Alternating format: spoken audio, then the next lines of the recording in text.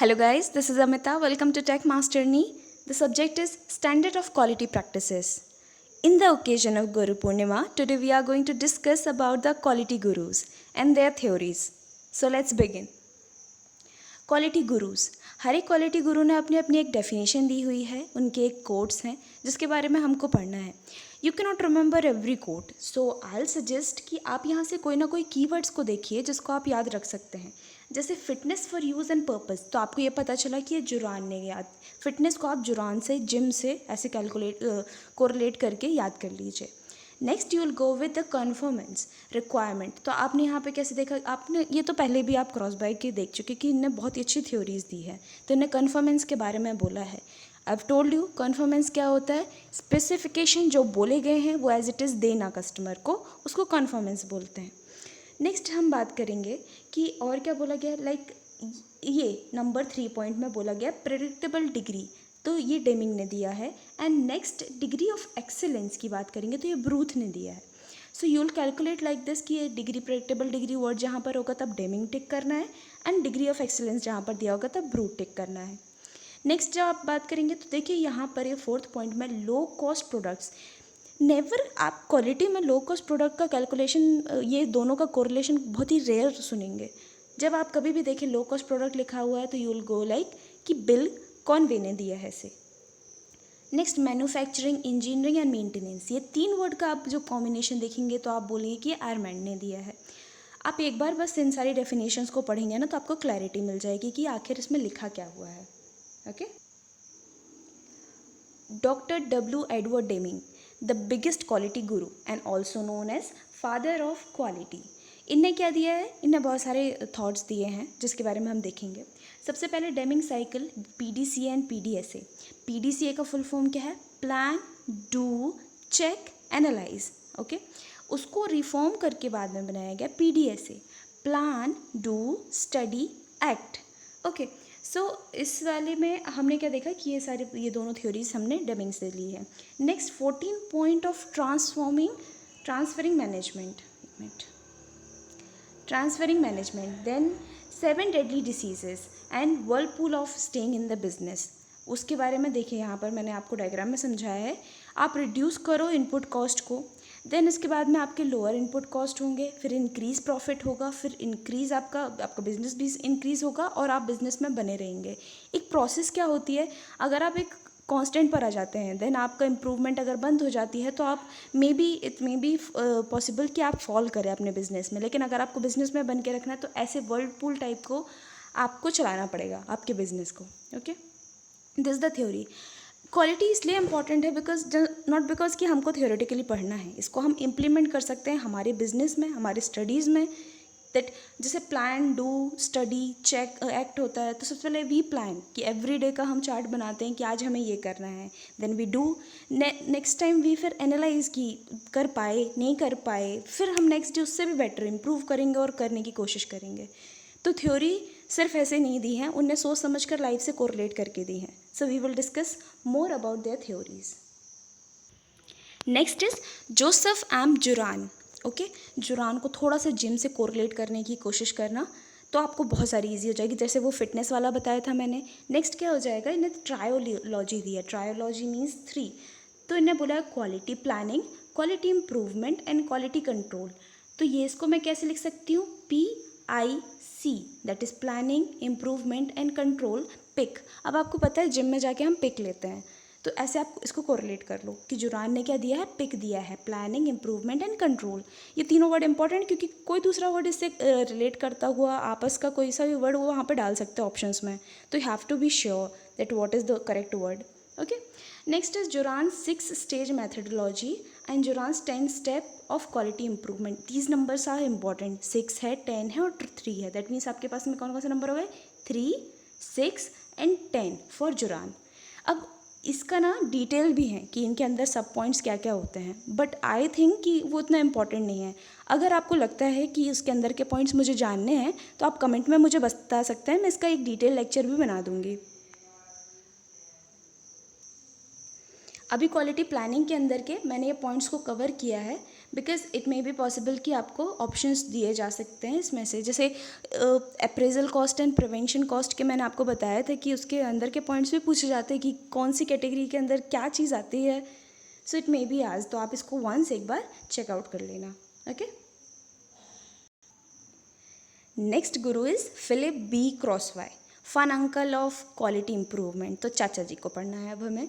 इनने बोला है ज़ीरो डिफेक्ट. देखो आपको पता है ना कि स्कूल टाइम में जब कोई आंसर हमारा गलत हो जाता था तो हमको ऐसे क्रॉस लगा दिया जाता था, वो भी रेड पेन से. तो रेड पेन से लगा दूँ मैं. ओके चलो रेड पेन से लगाती हूँ. ऐसा क्रॉस लगा दिया जाता था. उस क्रॉस का मतलब क्या था कि बेटा आपको मिला है 0 नंबर. तो देखिए ये ज़ीरो डिफेक्ट किसने दिया है? फिलिप्स क्रॉसबाय ने दिया है. आप ऐसे कोरिलेट कर लेना. ठीक है. Next is idea of cost of poor quality. Crosby के बारे में हमने पहले पढ़ा है ना कि उनने बताया था कि बैड क्वालिटी आपको लॉन्ग टर्म में हार्म करती है. शॉर्ट टर्म के लिए मे बी ना करे, लेकिन बैड टर्म के लिए तो आपको कॉस्ट अगर थोड़ी इनिशियली बढ़ाना पड़े तो बढ़ा दो, उसमें दिक्कत नहीं है. क्योंकि अगर आप क्वालिटी कम रखते हो तो आपको बाद में बहुत ज़्यादा कॉस्ट करने वाली है. कॉस्ट ऑफ क्वालिटी के बारे में क्रॉसबाय ने हमें बताया. And quality is free. मैंने आपको जब कॉस्ट ऑफ क्वालिटी पढ़ाया था, सबसे पहला जो स्लाइड थी मेरी वो इसी बारे में थी कि क्रॉसबाय ने बोला है कि हमारा मिथ होता है कि क्वालिटी एक्सपेंसिव होती है. क्वालिटी वही कंपनियां अटेन कर सकती हैं जिनका टर्नओवर बहुत अच्छा है, जो बहुत हाई फाई कंपनियाँ हैं. But it's not true. वो हमारा मिथ है. एक रियलिटी होती है कि क्वालिटी इज़ फ्री. क्वालिटी को अटेन करना इज़ ईजी अगर आप अपना काम सही तरीके से करते हैं तो. Next, Crosby 4 absolute of quality. Crosby 6C, ये मुझे इंपॉर्टेंट लगा था इसलिए मैंने इसको डिटेल में दिखाया है. इसके भी डिटेल पॉइंट्स हैं तो हम इसको डिस्कस करते हैं. CCC और इसके अलावा आपके जो 4 हैं, आपके पास नंबर कौन कौन से आ गए? 4 और 6 हो गए फॉर दिस पर्टिकुलर क्रॉसबाय के लिए. अब हम देखते हैं कि इस CCC का सिग्निफिकेंस क्या है. इसको समझने के लिए हम बेसिक एग्जाम्पल एक टेस्ट सीरीज़ का लेते हैं और हमारा जो एग्जामिनेशन है ESE को फोकस समझते हैं. सबसे पहले कॉम्प्रीहेंशन. कॉम्प्रीहेंशन के बारे में क्या कि आपको डिटेलिंग होनी चाहिए, आपको अंडरस्टैंडिंग होनी चाहिए कि आपके पास में अबेंडेंस में कितनी सारी थिंकिंग है, लाइक इसकी क्या सिलेबस है, क्या इस सब्जेक्ट का इस एग्जामिनेशन की मांग है, ये सारी चीज़ें. Next is commitment. आपको साथ साथ आपके फैमिली और साथ में आप जिस कोचिंग या फिर जिस भी तरीके से जिस भी इंस्टीट्यूट से पढ़ रहे हैं उनकी डेडिकेशन अबाउट दिस एग्जामिनेशन, उसे आप कमिटमेंट बोलेंगे. और ये जो 6 C's हैं ये बेसिकली मैनेजमेंट में कैसे स्टडीज़ करवाई जाती है और उनको कैसे इम्प्रूव किया जा सकता है इसके ऊपर थी. कॉम्पिटेंस. कॉम्पिटेंस का मतलब क्या होता है कि आपको प्रोसेस करनी है, ऐसी मेथडोलॉजी को यूज़ करनी है जिससे आप एग्ज़ाम को अच्छे से क्लियर करें, जिससे आपको आप क्या करें, इम्प्लीमेंटेशन ऐसी सारी थ्योरीज़ को कर सके जो आपको बेटर स्मार्ट वर्क करने में हेल्प करें. उसको बोलते हैं कॉम्पिटेंस. उस कॉम्पिटेंस को, हमारी योग्यता को बढ़ाना. Next, correction. आपने टेस्ट सीरीज़ दी, आपने देखा कि उसमें हमसे ये गलतियाँ हो रही हैं, तो आपको जाना है उनके रूट कॉज के ऊपर कि क्या क्या गलतियाँ हो रही हैं मुझसे, करेक्शन करना है उनमें, फर्दर आपको इम्प्रूव ही करना है अपने टेस्ट में. Next is communication. अब जैसे होता है कि हमारे टेस्ट में अगर कम मार्क्स आ गए तो हम वीडियो सॉल्यूशन को देखेंगे या फिर किसी से सजेस्ट करेंगे कि how it is done, so that next time ना हो सके. Next is continuance. अब आप क्या करेंगे, क्या एक टेस्ट देकर रुक जाएंगे? आप तो तब तक टेस्ट देंगे जब तक एग्ज़ाम नहीं होता, और एग्ज़ाम में फिर अच्छा परफॉर्म करने की कोशिश करेंगे. And big exams like UPSC, तो ये तो कंटिन्यूएशन की प्रोसेस होती है, कंटिन्यू आपको सेम एफर्ट मारना होता है. तो जस्ट लाइक दैट ये 6C एक्सप्लेन हुए हैं. मैंने आपको बताया ना कि क्वालिटी गुरु की जो थ्योरीज़ हैं वो जस्ट किसी बिजनेस में नहीं अप्लाई हो रही हैं, वो रियल लाइफ में भी अप्लाई होती हैं. Next is Armand V Feigenbaum, quality control expert and a businessman. Basically ये USA से थे. Next, idea of quality control दिया है इन्हें, जो लेटर जाकर TQM के नाम से फेमस हो गया, जो कि काफ़ी डिटेल्ड में है, हम इसको पढ़ेंगे. Next is 3 stage of industrial cycles, new design control, incoming material control and product and shop floor control. तो बेसिकली इनने क्या किया था कि हाउ मैन्युफैक्चरिंग में या फिर किसी चीज़ की मेकिंग में कितनी अच्छी उसमें इम्प्रूवमेंट होनी चाहिए, उसके बारे में इनने थ्योरीज दी थी. तो हमें बेसिकली ये डिज़ाइन, इंडस्ट्रियल डिज़ाइन के बारे में इसका रिमेंबर कर लेना है. Okay. Next is Kaoru Ishikawa. This is my personally favourite और शायद आपका भी हो जाए. लाइक अब इसको याद करने के लिए बड़ी फेमस सी ट्रिक है कि इशिकावा, इशी इज़ इश्क, लव. सो सर्कल्स, आपको पता है कि लव में चक्कर चक्कर गोल गोल गोल सर्कल बन जाते हैं. So this is quality control circles. Next इनने दिया है एक फिश बोन डायग्राम, जिसे मैं भी समझाती हूँ. That is cost effect analysis के लिए, एंड इसको इसको फादर ऑफ क्वालिटी सर्कल्स के लिए बोलते हैं. तो आपको बस इतना याद रखना है. और इन्हें एक थ्योरी भी दी है, 7 क्वालिटी मैनेजमेंट टूल्स. वो इसलिए नहीं लिखा मैंने क्योंकि वो डेमिंग के साथ में क्लैश हो जाती.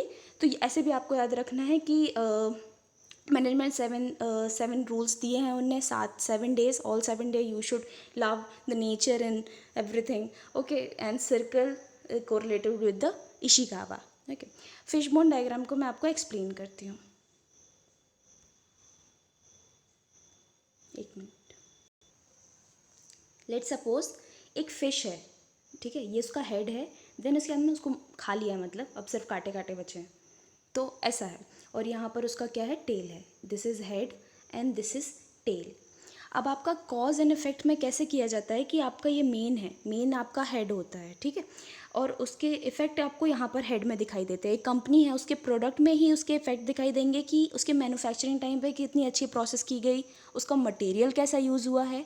तो ये सारे पॉइंट्स यहाँ पर होंगे. लाइक इसकी मटेरियल यहाँ पर ले लिया मैंने, यहाँ पर ले लिया मैंने कि मैन्युफैक्चरिंग किस तरीके से हो रही है, फाइनेंस उसमें कितना हो पा रहा है, उसकी मार्केटिंग कितने अच्छे से हुई है, उसमें एक्स्ट्रा क्वालिटी इक्विपमेंट्स कितने अच्छे से प्रोवाइड करवाए गए हैं. ये सारी चीज़ों को अगर मैं इफ़ेक्ट ले लेती हूँ तो मुझे कॉज अगर मैं इन सबको कॉज मानती हूँ तो मुझे इफ़ेक्ट दिखाई दे जाएगा कि आखिरकार मेरे प्रोडक्ट में डिफेक्ट किस वजह से आ रहे हैं. क्या वो गंदे माल के कारण है, मटेरियल मैंने अच्छा यूज़ नहीं किया, या फिर मेरी प्रोसेस में कोई दिक्कत थी उसके कारण हो रहा है. ये सारा क्लियर हो जाएगा.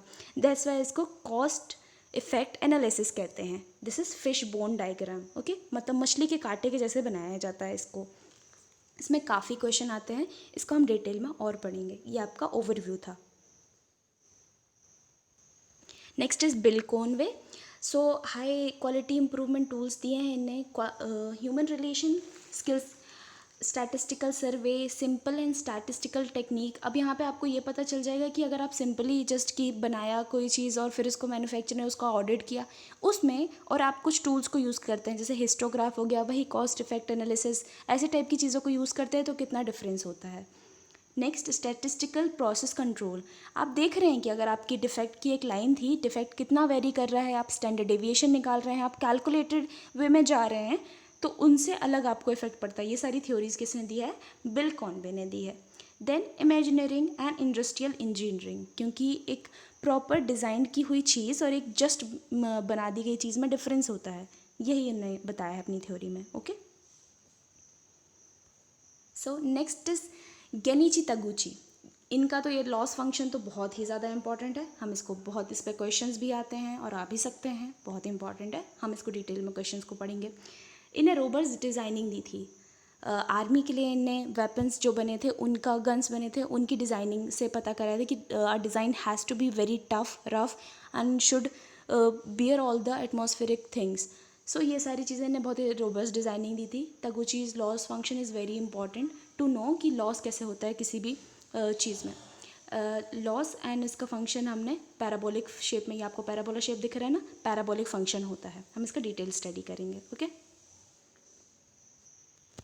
ये बेसिकली ग्राफ बनता है आपके लॉस और आपने कितना मार्जिन लेकर रखा हुआ है, मतलब आप कितना डिफ़र कर रहे हो आपकी चीज़ों से. लाइक कि आपने कोई बोल्ट बनाया, उसने आपने बोला कि इतने से लेकर इतने तक इसका डाया जो है वेरी कर सकता है, तो उसे हम किस एक्सेस पे लेंगे, इस एक्स एक्सेस पे लेंगे. और उससे लॉस कितना जनरेट हो रहा है हम इसे वाई एक्सेस पे लेंगे. तो इस तरीके से हम इसको कैलकुलेट करते हैं. This is it's standard formula. So we will discuss it later on. So thank you so much. This is it for this class. We'll discuss some new topics in the next class. So thank you so much. Do like, share and subscribe.